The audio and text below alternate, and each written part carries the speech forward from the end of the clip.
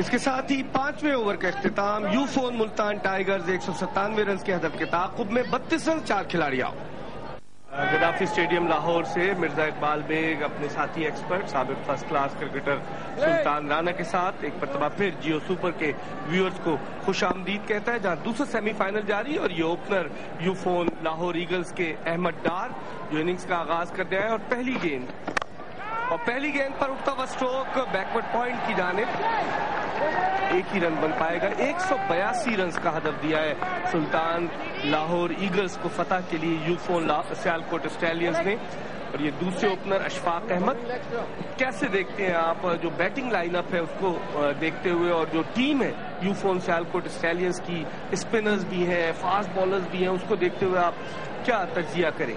मेरा ख्याल tough target है Iqbal, to be very honest. इनकी टीम में कुछ अच्छे प्लेयर्स भी हैं लाहौर की, मगर अगर आप सियालकोट की बैकअप बॉलिंग लाइनअप देखें ना तो 3-4 स्पिनर बड़े आउटस्टैंडिंग हैं, मगर वनडे क्रिकेट है, कुछ भी हो सकता है। नवीद आरिफ बड़े उम्दा अंदाज से खेले। अशफाक मिड ऑन की जानिब रन लेने के लिए आगे आ गए थे और नवीद आरिफ ने भी इस टूर्नामेंट में अच्छी बॉलिंग का मुजाहरा किया। ये कप्तान शोएब मलिक, विकेट कीपर ये शोएब मलिक जो है, इनकी कप्तानी में सियालकोट की टीम ने अपने दामन में बेशुमार फतूहात समेटी हैं। बड़ी अच्छी परफॉर्मेंस रही है सियालकोट रीजन की एट ऑल लेवल्स। ये लास्ट ईयर अंडर 19 की भी चैंपियनशिप जीते थे, कादर आज़म ट्रॉफी भी जीते, 2020 भी जीते जो इन्होंने हैट्रिक की। और शोएब बड़ी फॉर्म में इस टूर्नामेंट में खुद भी। इंटेंशंस क्लियर है और रन आउट की अपील यकीनी तौर पर लगता ही है कि बल्ला हवा में था। और बॉडी लैंग्वेज बताते हुए यूफोन सियालकोट स्टैलियंस की कि क्या उन्होंने पहली विकेट हासिल कर ली है या नहीं। देखिए सारे खुश हो रहे हैं सियालकोट के फील्डर्स, और ये वेद ने बॉल की ड्राइव करना चाहते थे, बॉल उनके इनर एज को लगी, पैड पे लग के उनको बिल्कुल ही पता चला किधर बॉल है। जब जितनी देर में उन्होंने बॉल देखी, फील्डर ने बॉल उठाई और विकेटों में और आउट।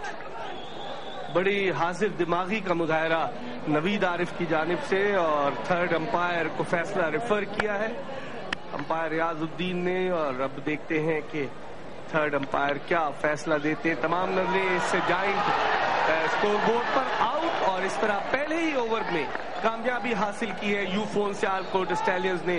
मोहम्मद अशफाक जो रन लेने की कोशिश कर रहे थे वो बगैर कोई रन बनाए आउट हुए। 1 रन पर 1 खिलाड़ी आउट। नवीद आरिफ अपनी बॉलिंग जारी रखते हुए, अजहर अली आए हैं। और नवीद आरिफ जिनका पूरा नाम नवीद आरिफ गोंदल है और इनका ताल्लुक मंडी बहाउद्दीन से, और ये इंग्लैंड में भी लीग क्रिकेट खेले। अजहर अली है, इन्होंने इस सीजन में काफी अच्छे रन्स किए हैं और ये इनका T20 का रिकॉर्ड है अब तक। बड़े टैलेंटेड और बड़े प्रॉमिसिंग यंगस्टर हैं। यॉर्कर लैंड गेंद और कलाइयों के सहारे मिड विकेट की जानिब खेलकर 2 रन हासिल किए। और अजहर अली ने जब अपना कैरियर शुरू किया था 2001-2002 की बात है, तो एज अ लेग स्पिनर उन्होंने अपना कैरियर शुरू किया था। बाद में इन्होंने अपनी बैटिंग पर तवज्जो दी, जिस तरह शोएब मलिक ने अंडर 15 वर्ल्ड कप में और अपना career as an off spinner शुरू किया। 99 के वेस्ट इंडीज के खिलाफ एज एन ऑफ स्पिनर खेले, बाद में उन्होंने बैटिंग को डेवलप किया। ऐसा हुआ है सुल्तान कई दफा क्रिकेट में। काफी मुझे याद है, मेरा ख्याल है माजिद खान भी एज ए बॉलर शुरू हुए थे।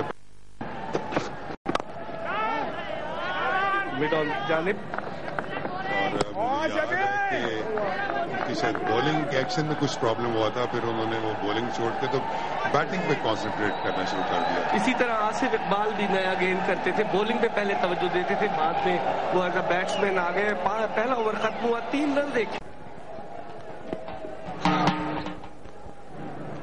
तीसरा ओवर शुरू कर रहे हैं। अच्छी गेंद और स्विंग भी हुई, खेलने गए थे cross the line, Azhar Ali बीच हुए। बड़ी अच्छी डिलीवरी थी, ये बैट्समैन को बाहर निकली, वो ये एंटिसिपेट कर रहे थे कि अंदर आएगी, और बैट भी उनका क्लोज हो गया था, बंद हो गया था फेस उसका, वो इसलिए कि वो समझे कि बॉल अंदर आएगी, लेकिन बॉल पड़ के बाहर निकली। और बड़ी अच्छी डिलीवरी थी नवीद आरिफ। ये जिस अंदाज से चौका लगाया, आप देखें कि टाइमिंग के साथ साथ पावर भी लगाते हैं। हालांकि फील्डर ने रोकने की कोशिश की थी, लेकिन बड़ा जानदार स्ट्रोक था। एक मर्तबा फिर उसी एंगल पर गेंद और एक मर्तबा फिर बीट हुए। जब इस तरह का एंगल बने Sultan, left arm medium fast bowler हो और एंगल बनता है, तो राइट हैंडेड बैट्समैन के लिए खासा मुश्किल हो जाता है गेंद के साथ साथ स्ट्रोक खेलना। जी, ये देखिए वो ऑफ पे खेल रहे थे तो पूरी तरह टांग उनकी ऊपर नहीं है, तो बॉडी से आगे चले गया उनका बैट और बैलेंस भी नहीं रख सके अजहर अपना। लेफ्ट आर्म बॉलर जब बॉलिंग कर रहा होता है, ये देखें ऑफ स्टंप पे खेल रहे थे तो टांग उनकी सीधी थी बजाय कवर की तरफ जाने के या मिड ऑफ की तरफ जाने के। अब देखते हैं इन स्विंगर करते हैं नवीद आरिफ और एक रन तेजी के साथ। जब इतना टारगेट इकबाल सामने हो तो फिर आप की कोशिश यही होती है कि जैसी भी शॉट लग जाए, रन्स बस मिल जाए। तो ये एक बहुत बड़ा प्रेशर होता है बैट्समैन जब बैटिंग करने जाते हैं, जैसे ही कि जी 180 या 170 का टारगेट होता है और सामने बॉलिंग भी अच्छी है, फील्डिंग भी अच्छी है, तो बड़ा मुश्किल हो जाता है अपने आप को। फिर आप पैनिक कर जाते हैं, जब रन्स नहीं मिलते तो फिर उल्टी सीधी शॉट मार के आप अपनी विकेट गंवा देते हैं। और इनिंग्स के आगाज पर ही अगर आप नफसियाती दबाव का शिकार हो, एक तो बड़ा टारगेट, दूसरे विकेट जल्द गिर जाए, तो बहुत सारे फैक्टर्स जब आ जाते हैं तो फिर एक फ्रस्ट्रेशन भी शो करते हैं बैट्समैन कि किसी तरीके से रन्स की रफ्तार को बढ़ाया जाए। और फिर सेमीफाइनल मैच है, डू और डाई सिचुएशन है उनकी, और उनकी पूरी कोशिश होगी कि टारगेट ये अचीव कर लें, लेकिन मुझे नजर नहीं आता कि ये टारगेट अचीव कर लेंगे। अहमद डार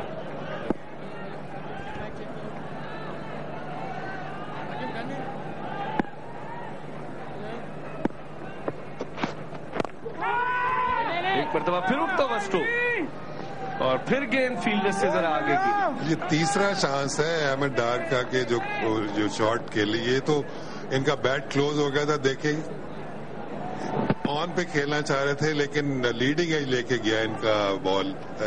अब इनको हारून रशीद डार से कोचिंग लेनी चाहिए, क्योंकि हारून रशीद डार है हमारे साथी कमेंटेटर, अहमद डार को टिप्स देंगे वो बैटिंग के यकीनन।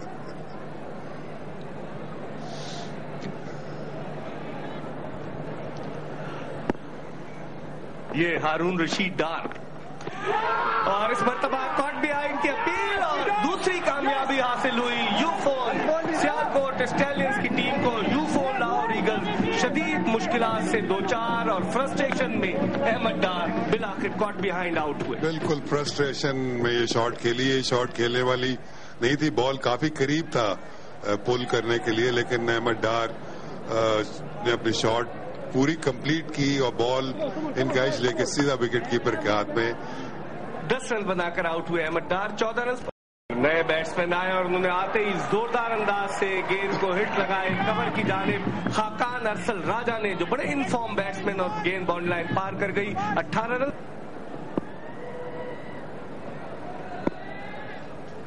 तो नवीद आरिफ अपनी बॉलिंग जारी रखते हुए बीट हुए बैट्समैन, और हमारे स्कोरर मोहम्मद एहसन ने बताया कि खाकान अरसल राजा ने अब तक 3 स्ट्रोक्स खेले, ये जिस अंदाज से बीट हुए। ये आमिर सज्जाद भी शायद खाकान अरसल को कॉपी करने के चक्कर में ये बीट हो गए। अभी ये आए हैं और जो जितनी फॉर्म में खाकान अरसल है शायद ये खुद नहीं है।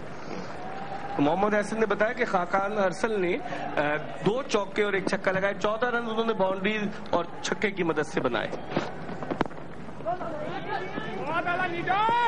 शॉर्ट पिच डिलीवरी थी, बिल्कुल इसकी अपॉर्चुनिटी को ये ग्रैब नहीं कर पाए, क्योंकि फाइन लेग जो थी वो बिल्कुल दायरे के अंदर है और जरा सा भी इनका ये बैट लग जाता बॉल को तो ये यकीनन 4 रन होने थे। और चूंकि 4 फील्डर ये जियो सुपर के head of business development Mohammad Alif और कौमी जूनियर सिलेक्शन कमेटी के चेयरमैन मोहम्मद इलियास और आरबीएस के सलमान सरवर भट्ट, इमरान फरहत और दीगर लोग इस मैच को देखते हैं। उठता हुआ स्ट्रोक और बड़े उम्दा अंदाज से गेंद को कैच किया मिड ऑन पोजीशन पर खड़े हुए फील्डर शाहिद यूसुफ ने, और इस तरह एक और कामयाबी। बहुत अच्छा कैच मिडॉन के फील्डर का। शुएब मलिक खुद खड़े थे मिडॉन पे, ये नवीद आरिफ ने बॉल की, वो ड्राइव करना चाहते थे, जितनी एलिवेशन चाहते थे उतनी हुई नहीं। शोएब मलिक ने बहुत ही अच्छा कैच किया आगे डाइव करके। बड़ा उम्दा कैच शोएब मलिक का। पहले शाहिद यूसुफ इस पोजीशन पर थे, उन्होंने उनको हटाया और खुद आके कैच लिया। आमिर सज्जाद बगैर कोई रन बनाए आउट हुए। Lahore eagles 28 run 4।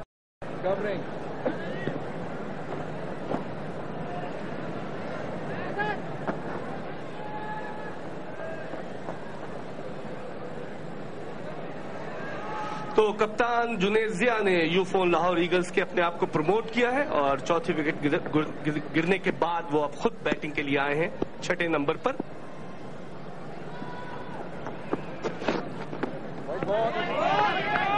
बहुत बाहर थी और वाइड बॉल का इशारा अंपायर की जानिब से। अंपायर अकरम रजा और ये जुनेद जिया कैप्टन लाहौर ईगल्स के काफी अंडर प्रेशर होंगे इस वक्त, जिस सिचुएशन से उनकी टीम इस वक्त गुजर रही है।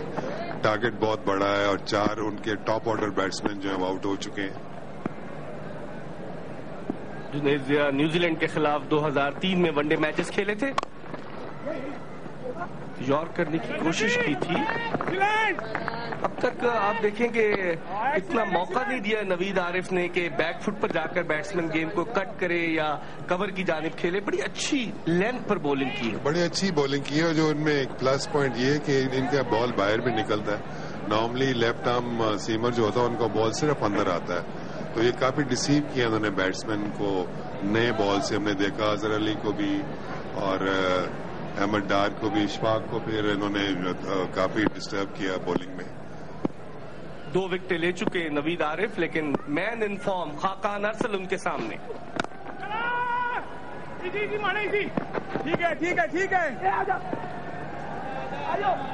तने तन्हा कब तक इस डूबती नाव को किनारे लगाएंगे खाकान अरसल राजा। देखना ये कि कब तक मजामत करते हैं और कब अब्दुल रहमान बॉलिंग के लिए आते हैं, लेफ्ट आर्म स्पिनर। इन्होंने भी बड़ी अच्छी बॉलिंग की इस टूर्नामेंट। सियालकोट की टीम की आई थिंक ओवरऑल परफॉर्मेंस बड़ी अच्छी रही है सो फार इन दिस टूर्नामेंट। बड़ी इनकी कॉम्बिनेशन बड़ा अच्छा है।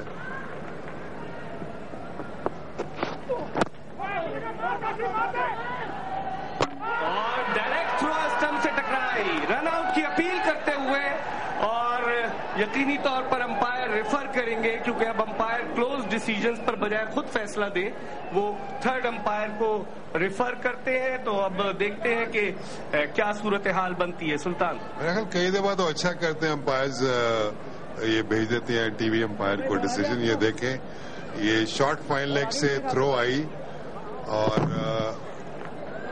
यहां से तो ये दिखाई देता है बज़ाहिर के जुनेद आउट है।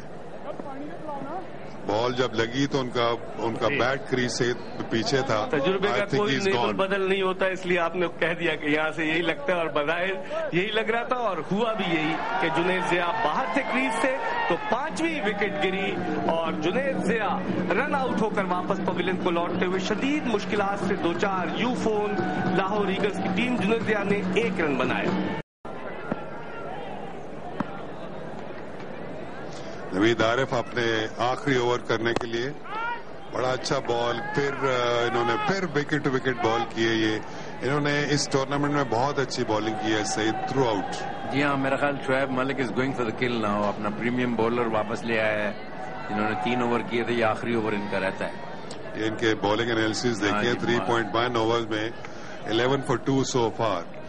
और बड़ी अच्छी इन्होंने बॉल, इनका स्किड भी होता पड़ के, इतना इनका शार्प एक्शन नहीं है जिससे बॉल तेज करते हैं।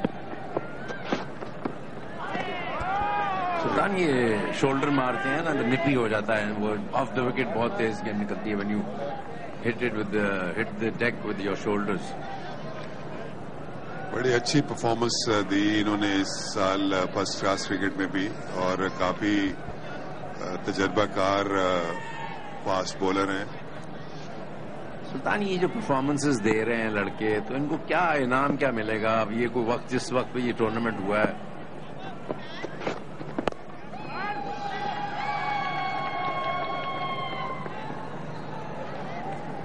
Timings of the tournament I think was not right here.